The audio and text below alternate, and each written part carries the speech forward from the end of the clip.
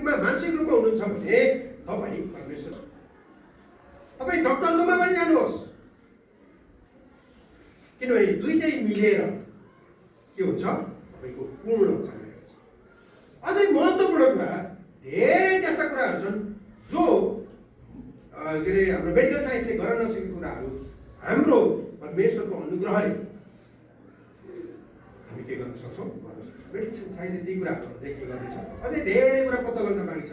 बाइबलमा भएका रहस्यहरू मान्छेले खोज नीति गरिरहेका छन्। सबैभन्दा बढी अनुसन्धान यही बाइबलमा भएका कुराहरूमाथि भइरहेको संसारमा। यसलाई कसरी विफल बनाउने भनेर मानिसहरू लागत परेका परेछन्।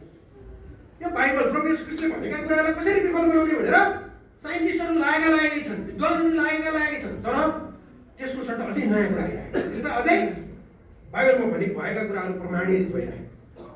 तपाईँ हेर्दै जानुहोस् न, इन्जिनियरिङको कुरा हुनसक्छ, म्यानेजमेन्टको कुराहरू हुनसक्छ, हेल्थसँग रिलेटेड कुराहरू हुनसक्छ, अझै प्रमाणित हुँदै आइरहेको छ है।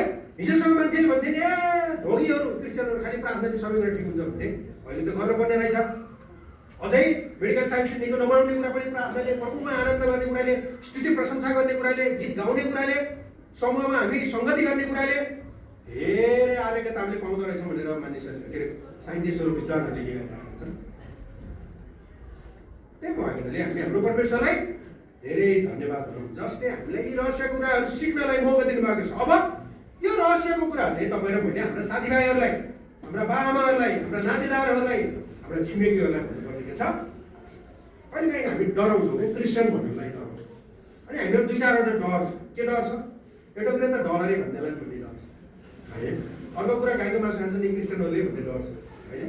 अर्को यिनीहरू नपढ अनपढ जातिहरूले मात्रै गर्ने हो भन्ने लाग्छ। अर्को कुरा यो दलित जनजातिहरू मात्रै जाने मण्डलीमा जाने हो, हामी अलिक ठुलो जातकाहरू नजाने हो भन्ने डर छ। मान्छे डरै डर चिन्दै होइन।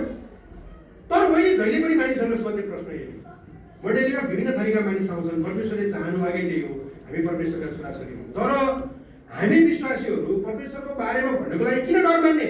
जबकि हाम्रो परमेश्वर प्रभु येशू ख्रीष्टलाई खोटलाउने कुनै ठाउँ छ, मलाई खोटलाउने ठाउँ छ, प्रियहरू पास्टरहरूलाई खोटलाउने ठाउँ छ, अगुवाहरूलाई खोटलाउने ठाउँ छ।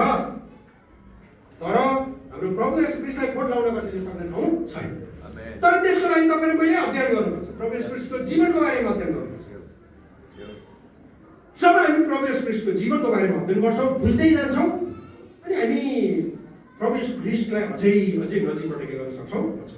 त्यो कारणले आज बुझ्छु हामी चाहिँ प्रभु येशू ख्रीष्टलाई प्रचार गर्ने कुरामा, प्रभु येशू ख्रीष्टलाई मानिसको बिचमा भन्ने कुरामा चाहिँ के नगरौँ, नडरौँ। म विश्वासी हो, म प्रभु येशू ख्रीष्टको फलोवर हो भन्नलाई हामी नडरौँ, किनभने उहाँमा कुनै पनि प्रकारको थिएन, खोट थिएन। अनि त्यो जीवन तपाईँ र मद्वारा परमेश्वर दिन चाहनुहुन्छ। तर त्यो आरोग्यता तपाईँ र मद्वारा परमेश्वर हामी मात्रै निको हुने होइन। परमेश्वरको उद्देश्य चाहिँ हामीसँग सम्बन्धित व्यक्तिगत सामाजिक रूपमा अथवा हाम्रो वरिपरिका छिमेकीहरूलाई पनि परमेश्वर पूर्ण रूपमा चङ्गाइ भएको देख्न चाहनुहुन्छ। अनि समयको लागि सबैलाई धेरै धन्यवाद।